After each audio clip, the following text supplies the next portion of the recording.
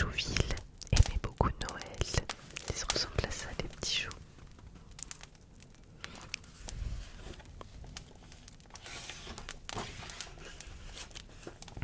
Tous les choux, sauf le Grinch qui n'aimait rien du tout. Il détestait Noël et toute sa saison. Personne ne se souvient s'il avait une raison. C'est peut-être sa tête qui était mal visée, peut-être ses chaussures lui faisaient mal aux pieds. On ne peut être sûr, mais je fais le pari que ça venait du cœur, qu'il avait trop petit. Il ressemble à ça, le Grinch.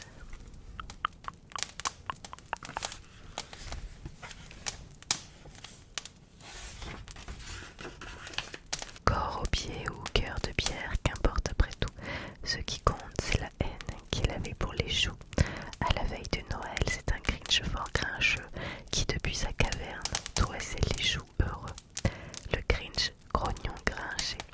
Derrière chaque fenêtre des maisons de Chouville, sous les feuilles du gui, de petites mains habiles accrochent leurs chaussettes. Demain, c'est Noël.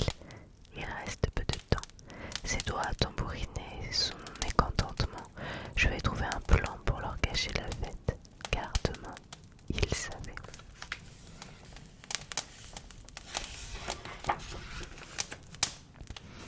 Que tous les petits choux garçons et choux filles, s'éveilleront de bonne heure, se jetteraient sur leurs jouets en hurlant de bonheur. C'est gris, c'est gris, c'est gris, quelle rue de punition. Là, l'illustration est très jolie.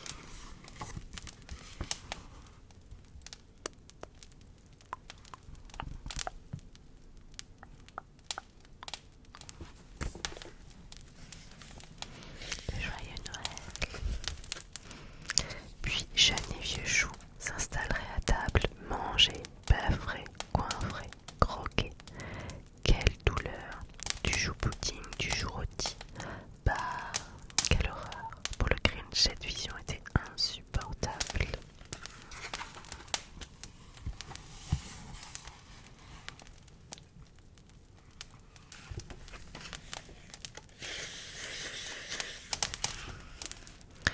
Ensuite viendrait le pire. Gros, gras, grand, mince et fin. Après dessert et rire, les choux, main dans la main, formeraient une ronde et chanteraient en chœur au ding-dong de la cloche au 12e coup de l'heure. Oh ça, ils chanteraient à vous casser la tête, à tue-tête, à tue-tête. Et plus le Grinch songeait à tous ces choux chanteurs, plus il se promettait de faire leur malheur. Je vais trouver un plan pour leur cacher la fête. Cela fait 50 ans que je souffre, c'est dur. Il me faut une idée pour faire taire cette torture.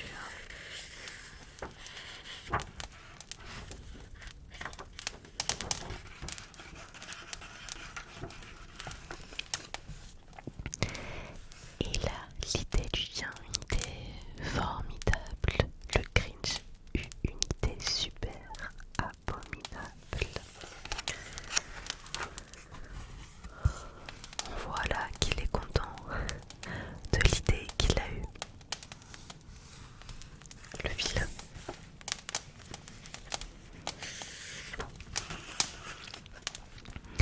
Je sais quoi faire.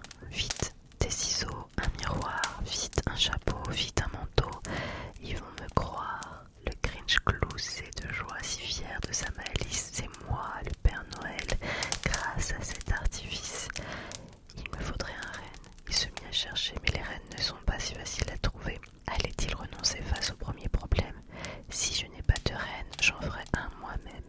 Il cibla son chien Max et lui bricola sur le haut de la tête une paire de bois.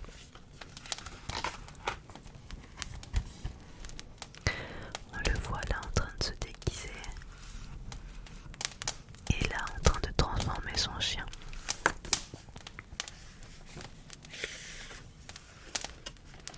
Il remplit de grands sacs une luge cabossée et en tête attela son vieux chien déguisé.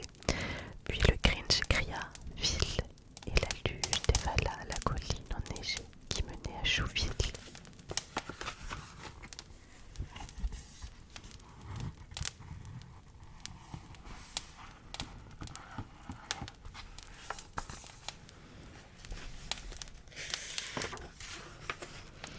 aux fenêtres éteintes par les 1000 flocons, sentinelles des rêves des chevaux ensommeillés.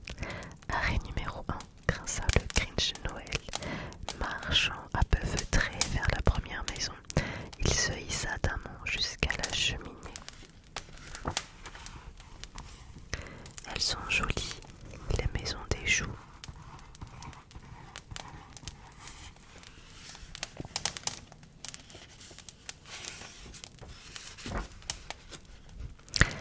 Il se laissa glisser dans le conduit étroit, plus fin qu'un Père Noël. Le Grinch dégringola.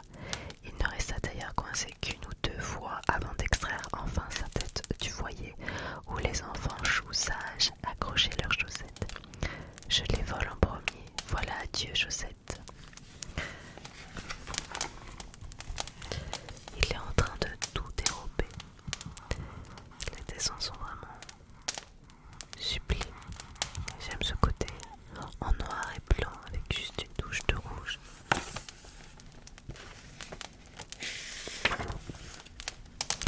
La joie de nuire aux lèvres, dans la nuit tout sourire, le Grinch a dérobé les cadeaux empilés. Vélo, patin, tambour, livres, faux pistolets, jeux de dames, pop-corn, tricycle et beignets. Il en remplit ses sacs et par la cheminée enleva le butin qu'il avait amassé.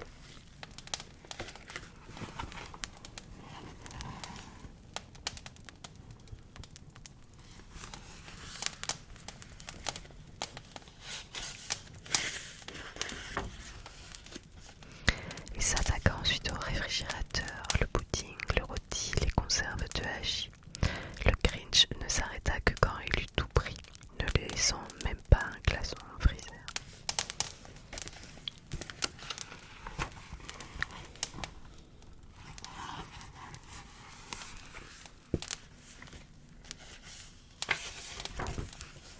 Quand il eut fait passer tout par la cheminée, le Grinch dit « Le sapin aussi va y passer. » Oh, même le sapin.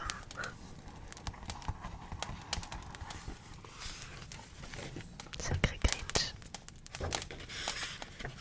L'arbre n'était encore qu'à moitié enfourné qu'un petit pépiement vient le déconcentrer. Au centre du salon, un minuscule chou l'observait et médusait. Son prénom, Cindy Lou. Elle n'avait pas 2 ans, cette chérie choupette. La soif l'avait tirée du confort de sa couette. « Dis donc, Père Noël, fit-elle d'une petite voix, c'est normal que tu prennes le sapin avec toi. »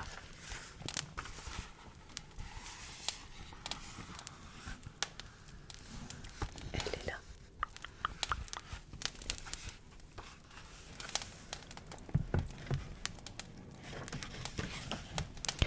Pour un Grinch, le mensonge est chose naturelle, il en faut un peu plus pour lui faire perdre pied. Tout petit bout de chou, dit le faux Père Noël, je crois qu'une lumière de cet arbre est cassée. Je dois le rapporter dans mon grand atelier, je serai plus à l'aise pour le réparer. Une fois l'enfant berné, le Grinch peu attendri lui servit un verre d'eau et l'envoya au lit. Et comme Cindy Lou repartait se coucher, il finit de fourrer l'arbre dans la cheminée.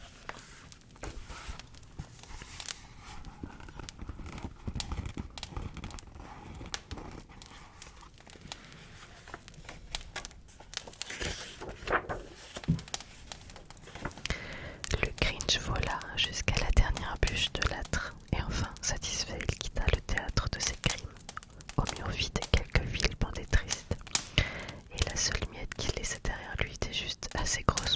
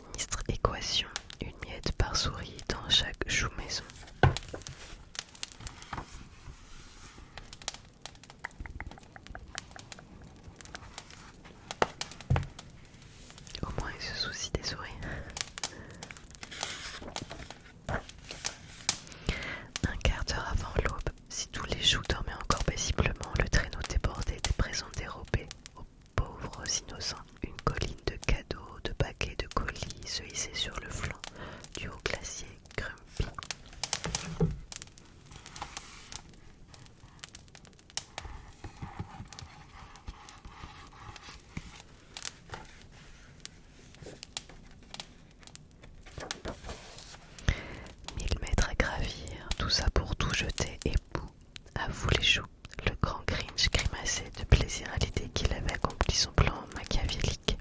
Quand les choux ce matin se lèveront, ils seront, c'est certain, si saisis, sidérés, et l'ampleur du chagrin les fera hurler tous en chœur.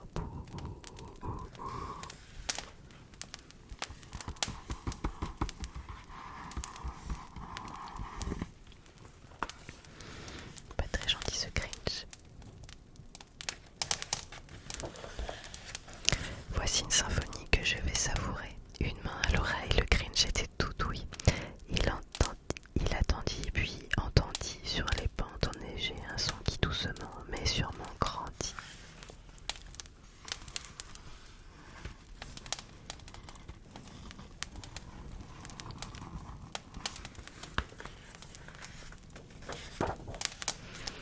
Le son n'était pas triste, le son était joyeux, impossible, et pourtant il avait l'air heureux. Écarquillant les yeux, il regarda en bas, la vision qui s'offrait devant lui le glaça.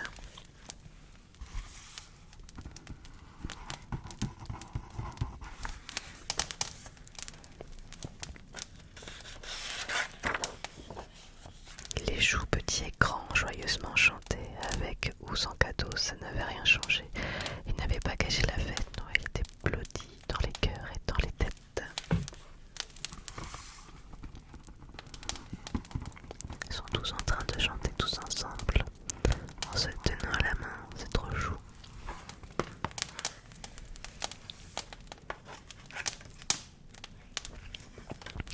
Le Grinch aux pieds glacés ruminait son talent, écœuré à l'idée qu'il avait fait chou blanc. J'ai détroussé Noël de ses plus beaux effets, il est venu tout nu, sans ruban ni paquet. Il se tordit les mains, perplexe et dépité, avant de s'écrier « Eureka, j'ai trouvé ! Peut-être que Noël ne se résume pas à un grand magasin, que c'est bien plus que ça. »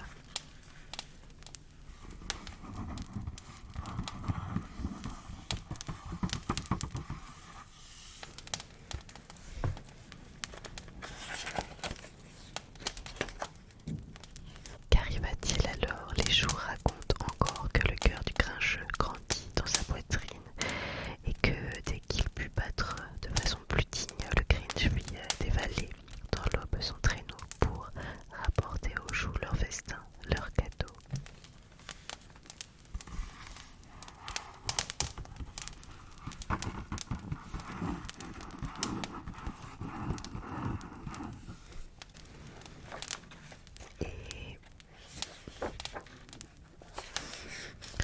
Et c'est lui qui découpa la dinde ce jour-là.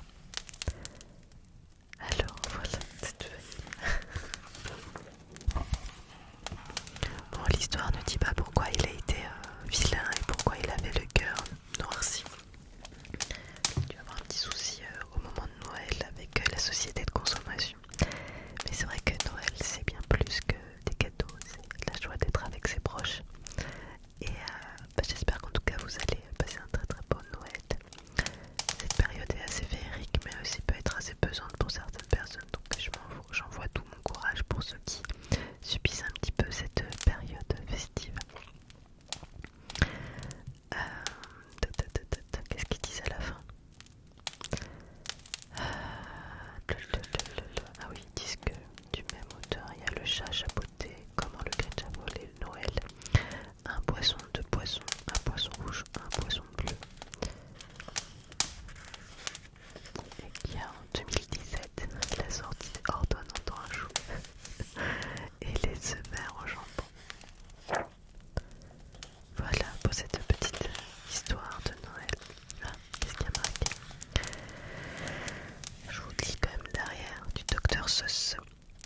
Theodore Seuss Kessel, alias Dr Seuss, est né en 1904 à Springfield, dans le Massachusetts. Son père dirige les parcs et jardins de la ville et Theodore passe son temps dans les eaux à dessiner les animaux. Le soir, sa mère, fille de boulanger, lui chantonne des recettes des pâtisseries, ce qui explique sa passion pour le rythme. C'est lorsqu'il est étudiant à l'université de Dartmouth qu'il prend le pseudonyme de Dr Seuss. Sa carrière décolle à New York où son inventivité hors du commun rencontre un franc succès, travaillant avec Vanity Fair Live, Ford ou la chaîne NBC. Il aiguise son sens de l'humour en jouant sur les mots et la sonorité. Il se familiarise avec les langage du marketing, réalisant l'influence des slogans sur les consommateurs. En 1954, le magazine Life publie un rapport sur l'illettrisme. À la conclusion sans appel, les enfants n'apprennent pas à lire parce que leurs livres sont ennuyeux. Un éditeur propose alors au Dr Seuss une liste de 150